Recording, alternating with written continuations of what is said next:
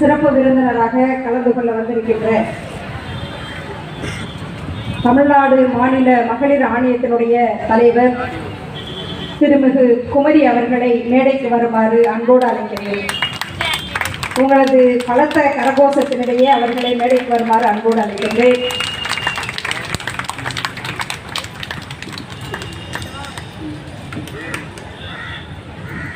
சமூக செயல்பாட்டாளரும் அனைத்து பெண்கள் கூட்டமைப்பில் தொடர்ந்து தன்னை இணைத்துக் கொண்டிருக்கின்ற திருமிகு கல்பனா அவர்களை மேடைக்கு வருமாறு அன்போடு அழைக்கின்றேன்.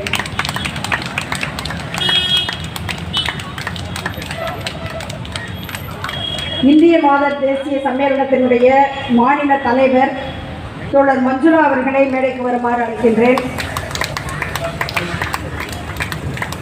ரெடிமேட் கார்மெண்ட்ஸ் ஒர்க்கர்ஸ் யூனியனது தலைவர் அருமை தோழர் பழனி பாரதி அவர்களை மேடைக்கு வருமாறு அன்போடு அழைக்கின்றேன்.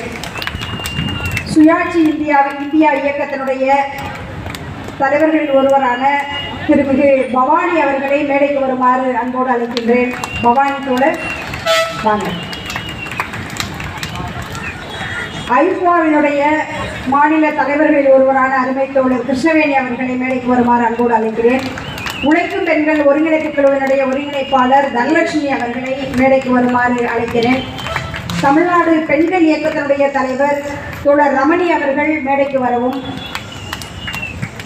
சமூக சமத்துவத்திற்கான மருத்துவர் சங்கத்தினுடைய தலைவர் தோழர் சாந்தி அவர்களை டாக்டர் சாந்தி அவர்களை மேடைக்கு வருமாறு அழைக்கிறேன். ICWவினுடைய தலைவர்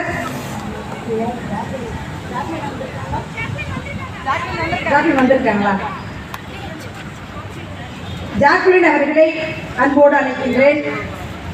எளிய பெண்கள் கூட்டமைப்பின் சார்பாக இந்த நிகழ்ச்சியில கலந்து கொண்டிருக்கின்ற சாருலதா அவர்களை மேடைக்கு வருமாறு அன்போடு கேட்டுக்கொள்கின்றோம்.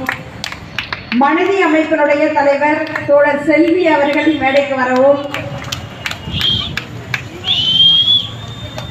ஆக்ஷன் எய்டினுடைய தலைவர் திருமிகு எஸ்தர் அவர்கள் எங்கிருந்தாலும் மேடைக்கு வரவும். போயிட்டாங்களோ இருக்காங்களா? எஸ்தர் ரொம்ப நேரம் செல்வாங்க. மகளிர் கலாச்சார கழகத்தின் சார்பில் வந்திருக்கின்ற தோழர்கள் இருந்தால் மேடைக்கு வர வேண்டும். அதே போல திருநர் அமைப்பு, அகில இந்திய இன்சூரன்ஸ் ஊழியர் சங்கத்தினுடைய அமைப்பு, வங்கி ஊழியர் சங்கத்தினுடைய தலைவர்கள் இருந்தால் மேடைக்கு வருமாறு அன்புடன் அழைக்கின்றேன்.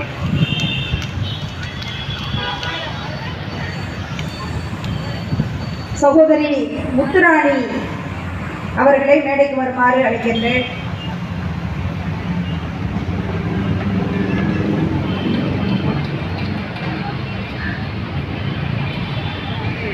அனைத்து பெண்கள் கூட்டமைப்பு சார்பாக நடைபெற்றுக் கொண்டிருக்கின்ற இந்த சர்வதேச மகளிர் தின பொதுக்கூட்டத்திலே கலந்து கொண்டிருக்கின்ற சிறப்பு விருந்தினர்களே,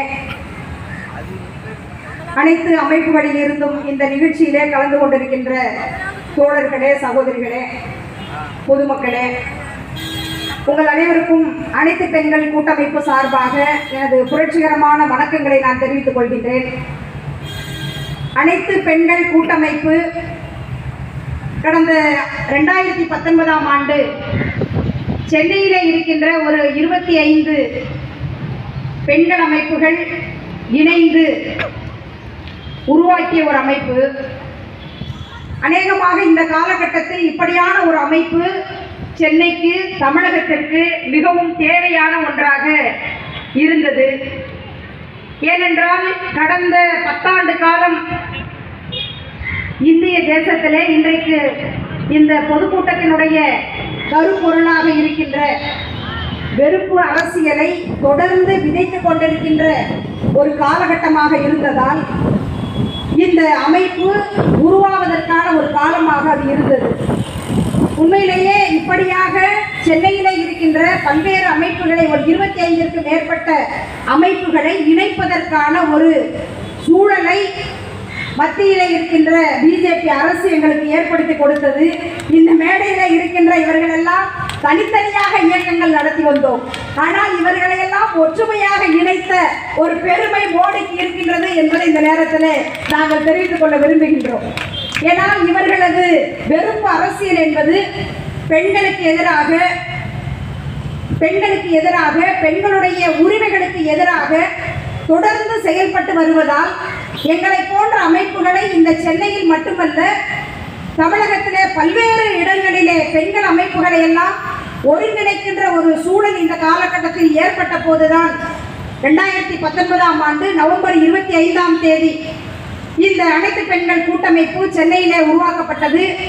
நீதியரசர் சந்துரு அவர்கள்தான் இந்த அமைப்பை துவங்குவதற்கு முதலிலே வந்து இந்த அமைப்பை துவங்கி வைக்கின்ற அரங்கத்திலே சிறப்பு விருந்தினராக கலந்து கொண்டார். தொடர்ந்து அன்று துவங்கிய பயணம் இந்த இந்திய தேசத்திலே அல்லது தமிழகத்திலே பெண்கள் எங்கெல்லாம் பாதிக்கப்படுகின்றார்களோ அல்லது சமத்துவம் எங்கு பாதிப்புக்கு உள்ளாக்கப்படுகின்றனோ, பாலின சமத்துவம் எங்கெல்லாம் பாதிப்புக்கு உள்ளாக்கப்படுகின்றதோ, ஜனநாயகம் எங்கெல்லாம் பாதிப்புக்கு உள்ளாக்கப்படுகின்றதோ அப்போதெல்லாம் இதே பனகல் மாளிகையிலே நாங்கள் தொடர்ந்து கூடி எங்களுடைய போராட்டங்களை தொடர்ந்து நடத்தி வந்து கொண்டிருக்கின்றோம். அதனுடைய ஒரு பகுதியாகத்தான் இன்றைய தினம் வருகின்ற 2024ஆம் ஆண்டு ஏப்ரல் 19ஆம் தேதி தமிழகத்திலே பாராளுமன்ற தேர்தல் நடக்க இருக்கின்றது. அந்த தேர்தலிலே இந்திய தேசத்தில் பெண்களுக்கான கோரிக்கைகள் என்னென்ன முன்வைக்க வேண்டும் என்று தொடர்ந்து ஒரு வார காலமாக எங்களுடைய அமைப்பு ஒரு மிகப்பெரிய ஆலோசனையை நடத்தி ஒரு கோரிக்கை சாசனத்தை நாங்கள் இங்கு உருவாக்கி இருக்கின்றோம். அந்த கோரிக்கை சாசனம் இன்று வெளியிட இருக்கின்றோம். அந்த வெளியீட்டு விழாவோடு நாங்கள் நிறுத்தப் போவது கிடையாது. இந்த கோரிக்கை சாசனத்தை நாங்கள் தமிழகம் முழுவதிலும் அனைத்து இடங்களுக்கும் நாங்கள் எடுத்து செல்கின்றோம். அனைத்து அரசியல் கட்சி தலைவர்களிடமும் கொடுத்து அடுத்த ஆட்சியிலே இந்த பெண்களுக்கான கோரிக்கைகள் அனைத்தும் நிறைவேற்றப்பட வேண்டும் என்ற ஒரு பிரச்சாரத்தையும் நாங்கள் தமிழகம் முழுவதிலும் நாங்கள் எடுத்து செல்ல இருக்கின்றோம்.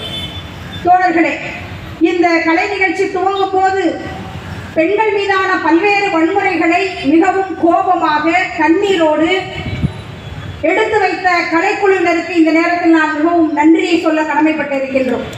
அதாவது சமீபத்திலே பாண்டிச்சேரியிலே நடந்த ஒரு கொடுமை உங்களுக்கு தெரியும். 9 வயது குழந்தை மிக கொடூரமான முறையிலே பாலியல் வன்புணர்வு செய்யப்பட்டு படுகொலை செய்யப்பட்ட செய்தி ஊடகங்களிலே பரவியது. 9 வயது குழந்தையை கூட்டாக பலாத்காரம் செய்து அவளுடைய கைகளை கால்களை ஒடித்து ஒரு சாக்கு பைக்குள் வைத்து சுத்தி ஒரு சாக்கடையில வீசி எறிந்த கொடுமை இந்திய தேசத்திலே நடந்திருக்கின்றது. இன்னும் சொல்ல போனால் கடந்த 5 ஆண்டு காலத்தில், அதாவது 2017ஆம் ஆண்டு நேஷனல் கிரைம் ரெக்கார்ட் பியூரோ ஒரு புள்ளி விவரத்தை வெளியிட்டது.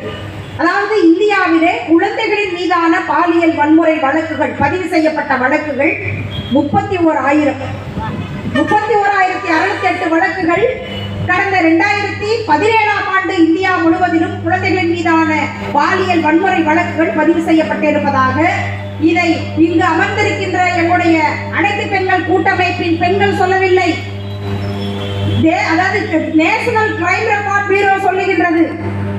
அதே போன்று கடந்த 2022ஆம் ஆண்டு குழந்தைகளின் மீதான பாலியல் வன்முறை வழக்குகள் எத்தனை பதிவு செய்யப்பட்டிருக்கின்றது என்பதையும் இந்த நேஷனல் கிரைம் ரெக்கார்ட் பியூரோ வெளியிட்டு இருக்கின்றது.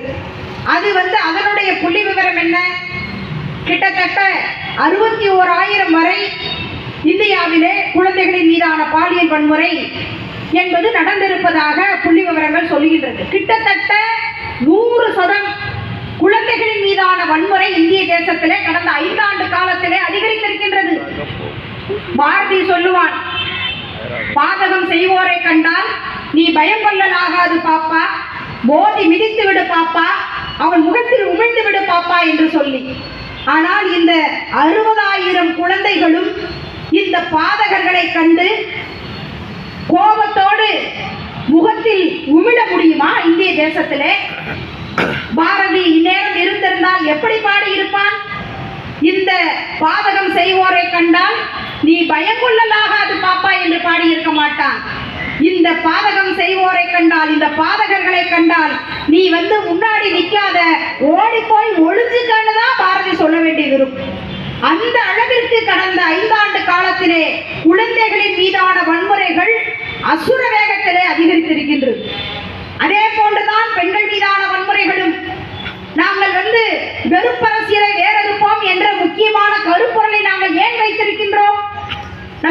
தெரியும். மணிப்பூரிலே நடந்த சம்பவம், நம்முடைய அன்பு சகோதரிகள் எவ்வளவு கொடுமையான முறையிலே பாலியல் வன்கொடுமைக்கு உள்ளாக்கப்பட்டார்கள்.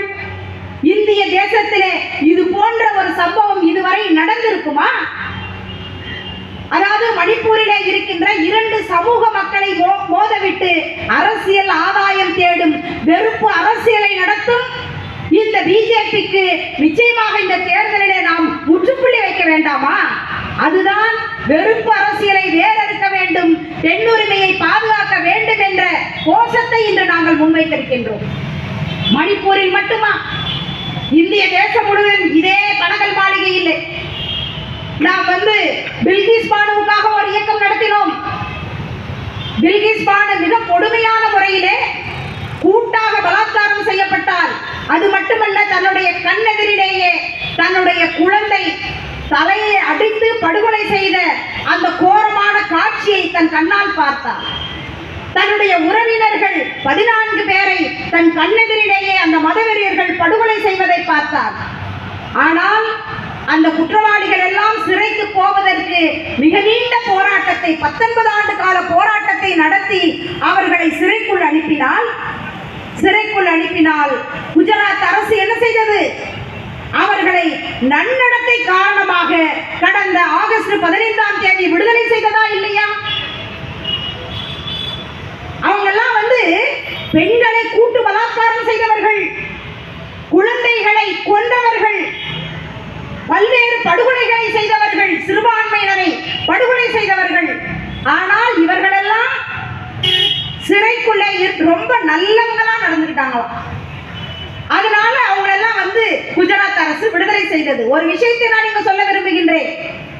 அவர்கள் வெளியே வர வேண்டும் என்று சொல்லி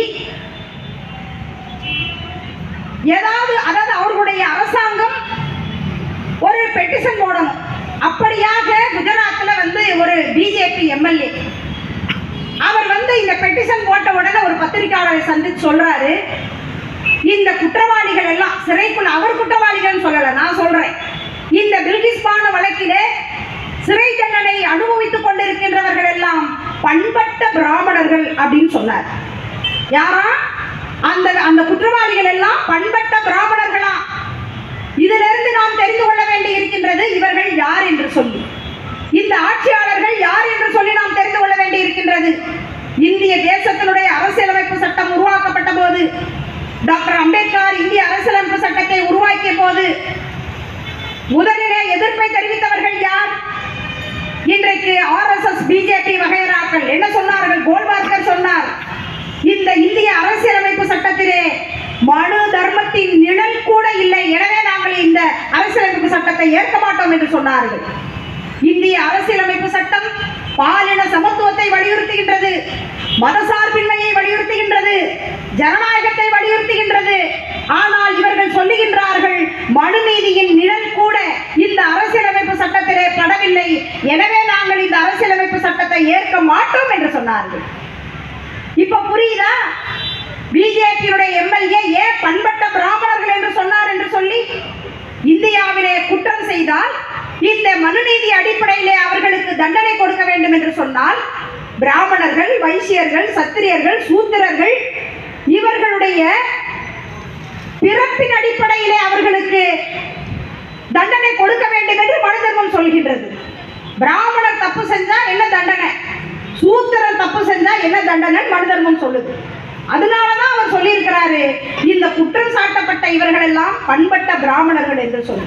இதுதான் கடந்த 10 ஆண்டு கால ஆட்சியிலே மிக மோசமாக பெண் வெறுப்பு அரசியல் நடந்து கொண்டிருக்கின்றது.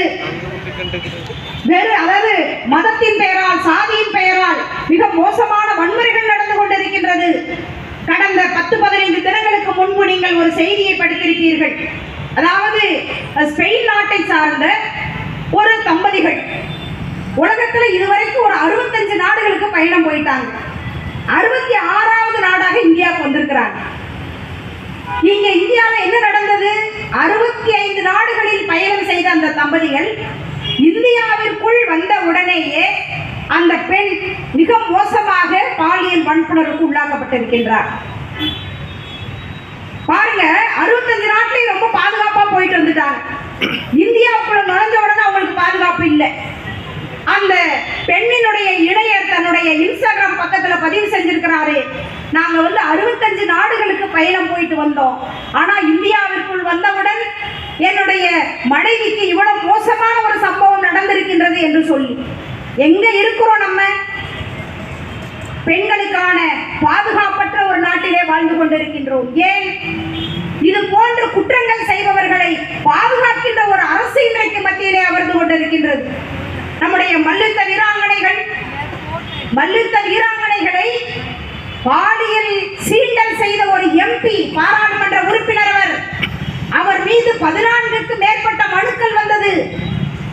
உண்மையிலேயே இந்த அரசு பெண்கள் மீது அக்கறை இருக்கின்ற அரசாக இருந்தால்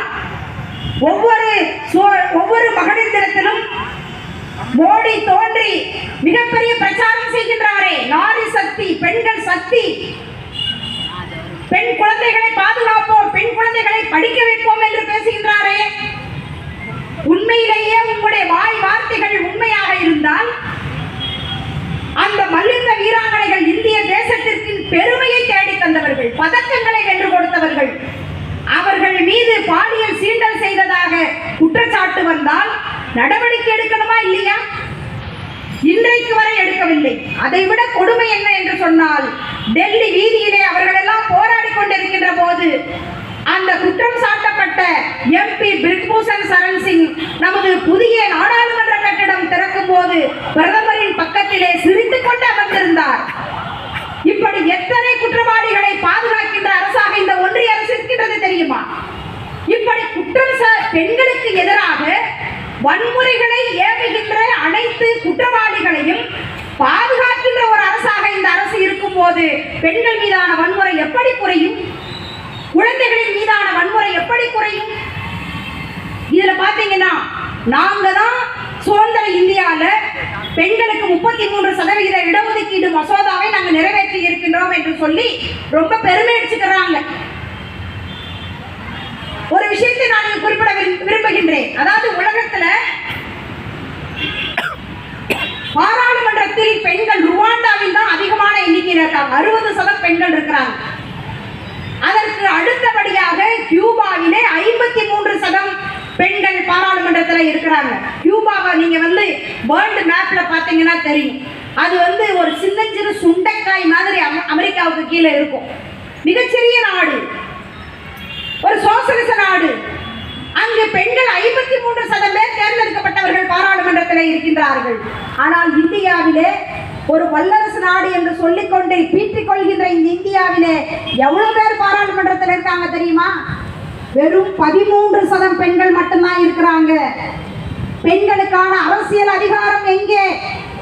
இந்த கேள்வியை நாங்கள் இந்த கோரிக்கை சாசனத்தின் வாயிலாக இந்த அரசாங்கத்திற்கு நாங்கள் முன்வைக்கின்றோம்.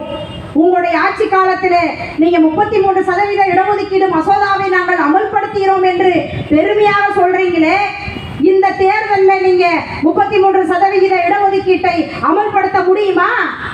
முடியாது. அவங்க சொல்றத பார்த்தா நாங்க மக்கள் தொகை கணக்கெடுப்பு நடத்தணும், பாராளுமன்ற தொகுதியை மறுசீரமைப்பு பண்ணணும், அதுக்கப்புறம் தாங்க நாங்க இந்த மசோதாவை கொண்டு வருவோம் அப்படின்னு சொல்றாங்க. அதாவது ஒரு சினிமாவில் சொல்ற மாதிரி வரும், ஆனா வராது. நாங்க பார்லிமெண்ட்ல கொண்டு வந்துட்டோம், ஆனா வராது. இன்னும் இவங்க சொல்ற கணக்கை பார்த்தா 50 ஆண்டு காலம் கூட இந்த பெண்களுக்கு 33% இடஒதுக்கீடு வராது. ஏனென்று சொன்னால் அவர்களது கொள்கை அப்படிப்பட்ட கொள்கை. சமீபத்திலே ஒரு RSS கூட்டத்திலே மோகன் பகவத் சொல்லி இருக்கின்றார், நான் பெண்களை மிகவும் மதிக்கின்றேன். எதற்காக? 2 விஷயத்திற்காக. ஒன்று, பெண்கள் இந்து ராஷ்டிரத்தை உருவாக்கி கொடுக்கின்ற குழந்தைகளை பெற்றுத் தருகின்றார்கள், அதற்காக நான் அவர்களை மதிக்கின்றேன். 2வது, குழந்தை பெற்றுத் தருவதோடு மட்டுமல்லாமல் அந்த குழந்தைகளை இந்திய கலாச்சாரத்தின்படி, இந்திய பழக்க வழக்கத்தின்படி இந்து ராஷ்டிரத்திற்கு வளர்த்து கொண்டு வருகின்றார்களே, அதற்காக நான் அவர்களை மதிக்கின்றேன் என்று சொல்லி. இதுதான் RSS கொள்கை. நீ வீட்டில் இரு, புள்ள பத்து கொடு, பிள்ளைய வளரு, அதுதான் உன்னுடைய முக்கியமான கடமை. ஆண் என்பவன் வெளியில போய் சம்பாதித்து கொடுப்பவன். எனவே நம்ம எல்லாம் நினைச்சிட வேண்டாம், இந்த மோடி அரசு சுதந்திர இந்தியாவிலே 33% இடஒதுக்கீடு மசோதாவை ஏதோ பாராளுமன்றத்தில் கொண்டு வந்துட்டாங்க, நிறைவேற்றிட்டாங்க அப்படின்னு சொல்றது இவங்க 15 லட்சம் கொடுத்த கதை தான். அதை நீங்க புரிஞ்சுக்க வேண்டியது. எவ்வளவு வாக்குறுதிகள் கொடுத்தாங்க, எந்த வாக்குறுதியும் நிறைவேறவில்லை. அவர்களுடைய கொள்கைக்கு மாறாக எந்த ஒரு சட்டத்தையும் நிச்சயமாக கொண்டு வர மாட்டார்கள். CAA அது இந்தியாவிலே இருக்கின்ற சிறுபான்மை மக்களுக்கு எதிரான சட்டம். காஷ்மீரிலே மிக மோசமான ஒரு நிலைமையை அமல்படுத்தினார்கள். இவை அனைத்தும் இந்து ராஷ்டிரத்துக்கானது, ஒரே தேர்தல் ஒரே நாடு என்று சொல்கின்றார்களே, இதெல்லாம் அவர்களுடைய RSS கொள்கை என்பதை இந்த தேசத்து மக்கள் புரிந்து கொள்ள வேண்டியிருக்கின்றது. நிறைவாக நான் இங்கே ஒரு நாடகம், கடைசியாக மழுவி அமைப்பின் சார்பாக ஸ்ரீதேவி ஒரு நாடகத்தை அரங்கேற்றினார்கள். உண்மையிலேயே அவ்வளவு அநேகமாக அனைவர் கண்களிலிருந்து கண்ணீர் வந்தது. ஸ்ரீதேவி கூட, அதாவது சினிமால எல்லாம் கண்ணீர் விடணும்னா அவங்களுக்கு கிளிசரின் போடுவாங்க, அப்பதான் அவங்க அழுக முடியாது. எவ்வளோ பெரிய சிவாஜி கணேசனா இருந்தா கூட, நடிகர்களமாக இருந்தா கூட அவங்களுக்கு கண்ணீர் வருவதற்கு அதை போட்டாதான் அழுது அவங்க நடிக்க முடியும். ஆனா ஸ்ரீதேவி இங்க அவ்வளவு தத்ரூபமாக நடித்தார்கள். இந்தியாவிலே இது போன்ற சாதிய ஆணவ கொலைகள் நித்தம் நித்தம் நடந்து கொண்டிருக்கின்றது. நான் இந்த நாடகம் நான் இங்க அரங்கேறும் போது நான் இதே போன்று கடந்த மார்ச் மாதம் தன்னுடைய இணையரை தன் கண்ணெதிரே பறிகொடுத்த ஒரு மகளை நாங்கள் வளர்க்கின்றோம். அந்த மகள் இந்த அரங்கத்திலே கீழே அமர்ந்திருக்கின்றார். நான் திரும்பி திரும்பி அந்த பொண்ணை தான் பார்த்தேன். இது போன்ற எத்தனை மகள்களை எங்களை போன்ற பெண்கள் அமைப்புகள் இந்தியாவிலே பாதுகாக்க முடியும்? சாதிய ஆணவ கொலைகள் நித்தம் நித்தம் நடந்து கொண்டிருக்கின்றது. சென்னையிலே சாதி இல்லையா? சென்னையிலே கடந்த மாதம் ஒரு சாதிய ஆணவ படுகொலை நடக்கலையா? சாதி என்ற பெயரில் ஏராளமான குழந்தைகள் தங்களுடைய காதல் இளையர்களை இழந்து தவித்துக் கொண்டிருக்கின்றார்கள்.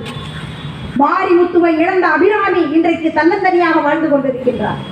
சங்கரை இழந்த கௌசல்யா, சுபாஷை இழந்த அனுஷியா இங்கு அமர்ந்திருக்கின்றார். அதே மாதிரி பிரவீனை இழந்த சௌமியா, எத்தனை பெண் குழந்தைகள் தன்னுடைய காதல் இளையர்களை இழந்து இன்றைக்கு தன்னந்தனியாக வாழ்ந்து கொண்டிருக்கின்றார்கள் தெரியுமா? இந்த சாதிய ஆணவ படுகொலைகளை தடுப்பதற்கு சிறப்பு சட்டம் வேண்டும் என்று சொல்லி எங்களுடைய அனைத்து பெண்கள் கூட்டமைப்பு தொடர்ந்து போராடி வருகின்றோம். நிச்சயமாக இது போன்ற ஒரு மோசமான மதவெறி கூட்டத்தை வீட்டுக்கு அனுப்பினோம் என்று சொன்னால் மத்தியிலே அப்படியான ஒரு சட்டத்தை நிச்சயமாக நம்மளால் கொண்டு வர முடியும். அதற்காக நாம் உறுதியேற்கின்ற பொதுக்கூட்டம் தான் இந்த பொதுக்கூட்டம். இந்த பொதுக்கூட்டத்திலே கலந்து கொண்டிருக்கின்ற ஒவ்வொரு அமைப்பை சார்ந்த தோழர்களும் அடுத்து வருகின்ற நாடாளுமன்ற தேர்தலிலே இந்த மதவெறி அரசியலை வேரோடு தூக்கி எறிந்து பெண்ணுரிமையை பாதுகாப்பதற்காக நாம் இந்த நேரத்திலே சபதமேற்க வேண்டும் என்பதை இந்த நேரத்தில் தெரிவித்துக் கொண்டு என்னுடைய தலைமை உரையை நிறைவு செய்கின்றேன். அடுத்தபடியாக ரொம்ப நீண்ட நேரம் நம்மோடு காத்திருக்கின்றார்கள். அவங்க வந்தவுடனே அவங்கள பேச விட்டுருவோம் அப்படின்னு சொன்னோம். ஏராளமான வேலைகள் காத்திருக்கும். ஆனாலும் கூட நம்முடைய கலை நிகழ்ச்சிகளை எல்லாம் பார்த்துவிட்டு இந்த மேடை ஏறி இருக்கின்றார்கள். மாநில மகளிர் ஆணையத்தினுடைய தலைவர் திருமிகு குமரி அவர்கள் தொடர்ந்து தமிழகத்திலே பெண் குழந்தைகள், பெண்கள் மீதான வன்முறைகள் எங்கெங்கு நடக்கின்றதோ அங்கெல்லாம் நேரடியாக சென்று அந்த பிரச்சனைகளிலே தொடர் தலையீட்டை செய்து கொண்டிருக்கின்றார்கள். எப்போ போய் நம்ம மனு கொடுக்க போனாலும் உடனடியாக வாங்கி சம்பந்தப்பட்ட மாவட்ட ஆட்சித்தலைவரோடு பேசுவது, எஸ்பியோடு பேசுவது, ஹோம் செக்ரட்டரியோட பேசுறது, டிஜிபியோட பேசுறது, தொடர்ந்து தன்னுடைய போராட்டத்தை நடத்தி கொண்டே இருக்கின்றார்கள். திருமிகு குமரி அவர்களை சிறப்புரையாற்ற வேண்டும் என்று அன்போடு அழைக்கின்றேன்.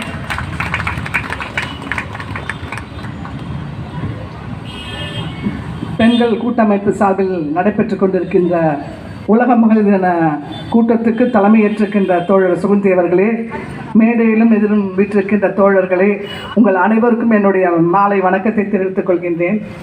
என் மனசில் நிறைய பேசணுன்ட்டு இருக்குது, ஆனால் நான் பேச முடியாது. ஒரு சங்கடமான விஷயத்து இடத்துல என்னை கொண்டு சுகந்தி தோழர் நிற்க வச்சுட்டாங்க. ஏன்னா நானும் அரசியல் இருக்கவங்க தானே. அதாவது நம்முடைய தோழர்கள் பாண்டாங்க, காம்ரேட் கேங்ஸ்டர்ஸ் எவ்வளோ அற்புதமாக பாடினாங்க. நான் உண்மையாகவே எனக்கு இதுக்கு முன்னாடி நீங்கள் சொல்லியிருந்தேன்னா முன்னாடியே நான் வந்துட்டு இருப்பேன். அவ்வளோ அருமையாக பாடினாங்க. அவர்களுக்கு என்னுடைய வாழ்த்துக்களை தெரிவித்துக் கொள்கிறேன். அதே போது நம்முடைய சங்கீதா, அதான் சொன்னால் கிளிசரின்லாம் போட்டுலாம் தான் பண்ணுவாங்கன்ட்டு, நீங்கள் நடிப்பு சொல்ல மாட்டேன். அந்த ஸ்ரீதேவி, சாரி ரொம்ப வயசாகிடுச்செல்லாம் மறந்து ஸ்ரீதேவி, அந்த அப்படியே அந்த கண்ணிலேருந்து நானும் உட்காந்து அழுதுட்டேன். நானும் பெண் தானே, என்னால் பார்க்கவே முடியல. அவ்வளோ அற்புதமாக, அது மேக்கப் கிடையாது, ஒன்றும் கிடையாது. எப்படி மக்களுக்கு இப்படி தான் வரணும், ரொம்ப நீட்டாக அது எல்லாரும் மனதிலும் போகிறவங்கெல்லாம் நிறைய பேர் பார்த்தாங்க. ரொம்ப அற்புதமாக நீங்கள் நடித்தீங்க சொல்ல மாட்டேங்க, அது ஒரு பெரிய விஷயத்தை செஞ்சு காமிச்சிங்க. உங்களுக்கும் என்னுடைய வாழ்த்துக்களை தெரிவித்துக் கொள்கின்றேன். நம்ம மகளிர் தின வரலாறு பற்றி எல்லாருக்கும் தெரியும், திரும்ப திரும்ப அதையே சொல்ல வேண்டிய அவசியம் இல்லை. இங்கே நிறைய விஷயங்களை நம்முடைய தோழர்களை பகிர்ந்து கொள்ள போகிறாங்க. என்னை மாண்புமிகு முதலமைச்சர்கள் 2022 பிப்ரவரி மாதம் தலைவராக, மகளிர் ஆணையத்தின் தலைவராக நியமித்தாங்க. நான் அதற்கு முன்பு ஒரு மருத்துவமனையில் பணிபுரிந்தேன். என்னை போட்ட உடனேயே நிறைய எனக்கு எதிர்ப்பே நம்முடைய காம்ரேட்ஸ் கிட்ட தான் வந்துச்சு. அந்த அம்மா என்ன வேலை செய்ய போகிறாங்க அப்படின்ட்டு எனக்கு ஞாபகம் இருக்குது. பேப்பரில் இவங்க ஃபோட்டோ போட்டு வந்துச்சு. எனக்கு எப்போதுமே ஒரு விஷயத்தை எடுத்துக்கொண்டு அதை மும்முரமாக செய்யக்கூடிய ஒரு விஷயம் உண்டு. அது மட்டும் அல்லாமல் குறிப்பாக பெண்கள் விஷயத்தில் நான் பார்த்துருக்கேன். நிறைய பெண்கள், பாதிக்கப்பட்ட பெண்கள். நான் அரசியல் இருப்பதால் எனக்கும் தெரியும். நான் அந்த வடச்சென்னையெல்லாம் சுற்றி வருவேன். நான் போகாத தெருவே கிடையாது. அந்த மாதிரி இருக்கும்போது எனக்கு பெண்கள் இன்றைக்கி எவ்வளோலாம் கஷ்டப்படுறாங்க தெரியும். எனக்கு ரொம்ப பெரிய சப்போர்ட் யாருன்னா ஐவா. எனக்கு ஏதாவது ஒரு டவுட் இருந்தால் தோழர் வாசிக்கு ஃபோன் பண்ணுவேன், இல்லாட்டி அவங்க சுகந்திக்கிட்ட ஃபோன் பண்ணுவேன். எப்படி பண்ணலாம், ஏன்னா அது கற்றுக்க வேண்டிய விஷயம். ஏன்னா நீங்கள் அந்த ஃபீல்டில் வருஷம் கணக்காக நீங்கள் இருக்கீங்க. நாங்கள் 2 வருஷம் ஆகுது. சில விஷயங்களை உண்மையாக நாங்கள் சேர்ந்தே செய்வோம். நிறைய விஷயங்கள் நமக்கு வேண்டியது நம்முடைய பெண்களுக்கு நீதி கிடைக்க வேண்டும். அதுதான் நம்முடைய குறிக்கோள். இன்றைக்கு உலகமே என்னென்னா அந்த டெக்னாலஜியில் மூழ்கி இருக்கிறது. நாம் நிறைய பாலியல் வன்கொடுமை எல்லாம் சொல்கிறோம், மற்ற விஷயங்களும் பற்றி பேசுகிறோம். நம்ம என்ன சொல்கிறது, டவுரி ஹராஸ்மெண்ட்டு, வரதட்சணை கொடுமைகள், இன்றைக்கி என்னை சார்ந்த என்னுடைய ஆணையத்தில் வர விஷயங்கள்லாம். ஆனால் இந்த டெக்னாலஜியில் பார்த்திங்கன்னா சைபர் கிரைம் என்பது இன்று நிறைய அதிகரிச்சிருக்குது. நாமெல்லாம் பெற்றோர்கள், நம்ம பிள்ளைங்கள்கிட்ட நம்ம ஃபோனை கொடுத்துட்றோம், என்ன பண்ணுறாங்கன்னு தெரிய மாட்டேங்குது. என்னுடைய ஆணையத்தில் இன்றைக்கு ஒரு நாளைக்கு அட்லீஸ்ட் ஒரு 2 மனுக்கள் தானே வருகின்றன. அதையெல்லாம் பார்த்தா ஆன்லைன் லோன் மாத்திரம் இல்லை, நிறைய கிரைம்ஸ். நம்முடைய பிள்ளைகள் அந்த ஆப்ஸ் மூலமாக தங்களை அதில் மாட்டிக்கிட்டு ரொம்ப கஷ்டப்படுறாங்க, பயப்படுறாங்க. நான் இந்த ஆணையத்தில் வந்த பிறகு நான் எடுத்த முடிவு என்னென்னா, நிறைய விழிப்புணர்வுகளை கொண்டு செல்ல வேண்டும். 10 ஆண்டு காலம் ஆணையம் பெருசாக செயல்படலை. நான் வந்தபோதே ஒரு நாளைக்கு ஒரு 30-20 மனுக்கள் தான் வரும். நான் எடுத்த முடிவு விழிப்புணர்வை கொண்டு செல்ல வேண்டும் என்று இதுவரைக்கும் 30 மாவட்டங்களுக்கு நான் சென்றிருக்கின்றேன். எல்லா இடங்களிலும் பெண்களுக்கு விழிப்புணர்வு, அதாவது அவங்களுக்கு இருக்கக்கூடிய உதவி எண்கள் யாரெல்லாம் இருக்கும், நான் நிறைய சொல்வேன். போகிற இடத்துலாம் சொல்வேன், பெண்களுக்கு அமைப்புகளாக இருக்குது, அங்கே போய் நீங்கள் சொல்லலாம் உங்கள் பிரச்சனைகளை. மகளிர் ஆணையம் இருக்கிறது, பெண் காவல் நிலையங்கள் இருக்கின்றன, பெண்களுக்கான காவல் நிலையங்கள். இந்த மாதிரி விஷயங்கள் தெரியாமல் நிறைய பெண்கள் தங்கள் உயிரை மாய்த்துக் கொள்கிறாங்க. ஸோ இந்த மாதிரி நிறைய விழிப்புணர்வுகள், நீங்கள் போகும்போது கூட்டங்கள் நீங்கள் நிறைய பெண்களை பார்ப்பீங்க. இன்றைக்கு சைபர் கிரைம், அதுக்கு ஒரு உதவி எண் இருக்குது, 1930 என்று. அதை நீங்கள் சொல்ல வேண்டும். குறிப்பாக படிக்கின்ற பெண்கள், கல்லூரியில் படிக்கின்ற பெண்கள் இந்த சைபர் கிரைமில் மாட்டிக்கிட்டு அவங்க சொல்கிறதுக்கு பயம், பெற்றோரிடம் சொன்னாலும் அது பிரச்சனை ஆகிடும் பயப்படுறாங்க. ஸோ இந்த விழிப்புணர்வை நாம் கொண்டு செல்ல வேண்டும். எனக்கு வாய்ப்பு தந்த தோழர்களுக்கு என்னுடைய நன்றியை தெரிவித்துக் கொள்கின்றேன். நன்றி, வணக்கம்.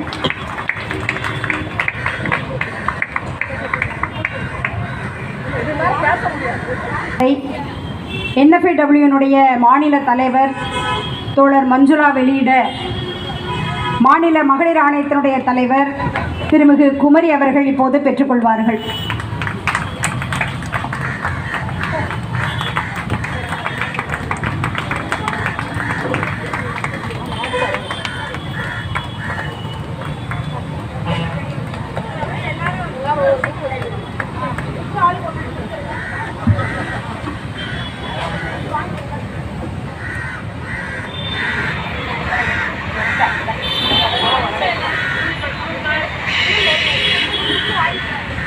அப்படியே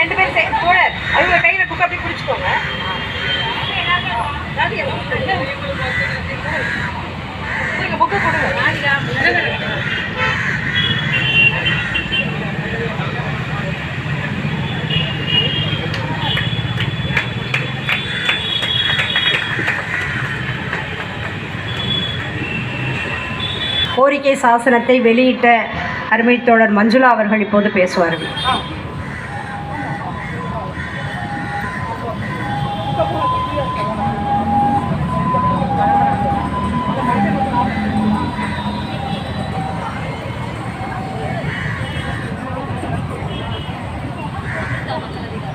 அனைத்து பெண்கள் கூட்டமைப்பின் தோழர்களே,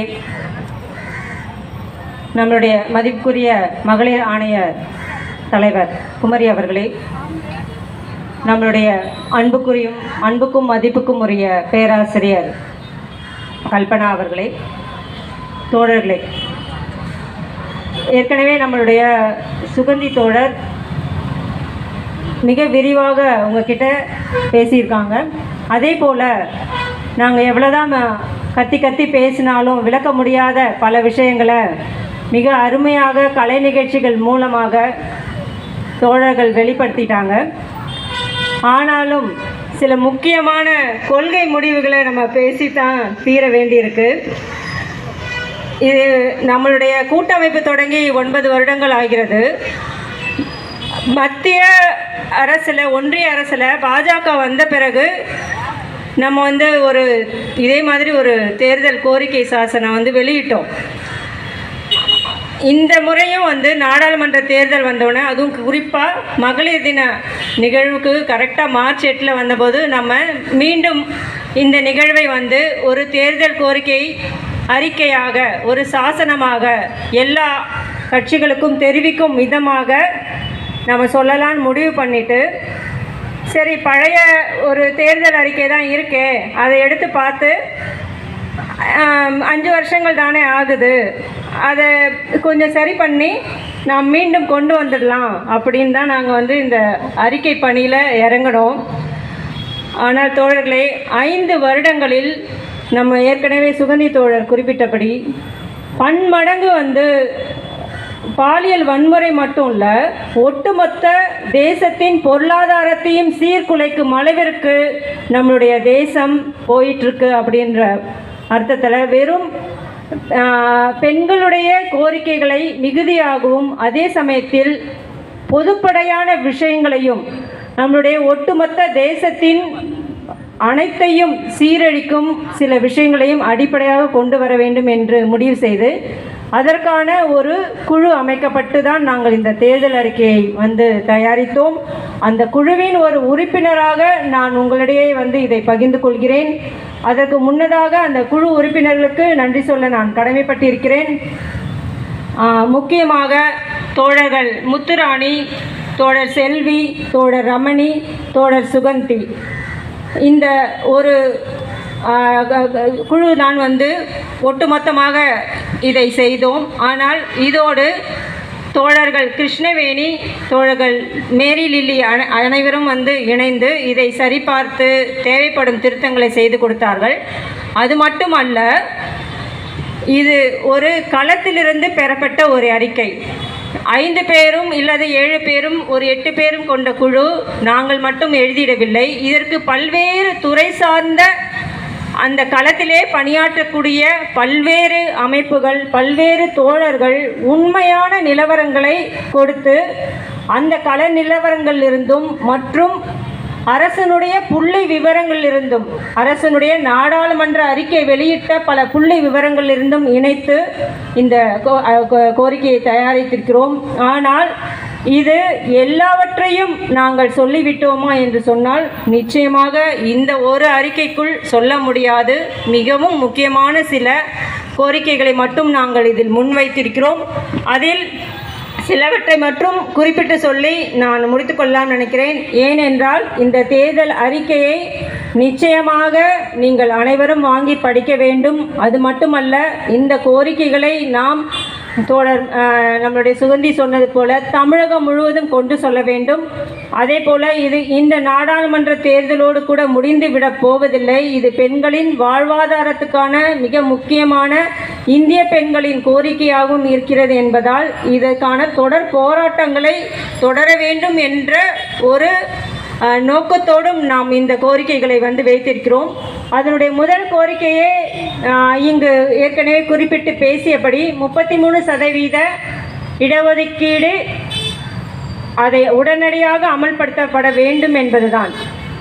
இன்றைக்கு பாஜக அரசு 27 ஆண்டுகால நம்மளுடைய போராட்டங்களுக்கு பிறகு இன்றைக்கு இடஒதுக்கீடு சட்டமாக நிறைவேற்றப்பட்டு விட்டது. அது நமக்கு முதல்ல தெரியணும். ஒரு சட்டம் நிறைவேற்றப்பட்டது. ஆனால் இன்ற பாஜக அரசு எவ்வளவு குயுக்தியாக செயல்படுகிறது என்று நமக்கு தெரிய வேண்டும். ஒரு சட்டம் இயற்றப்பட்ட பின்னும் அது எப்போதுதான் நிறைவேற்றப்படும் என்பது கூட தெரிய முடியாத அளவுக்கு அதில் பல்வேறு விஷயங்களை இணைத்து, ஏற்கனவே சொன்னபடி ஒரு மக்கள் தொகை கணக்கெடுப்பு நாங்கள் எடுப்போம், எல்லா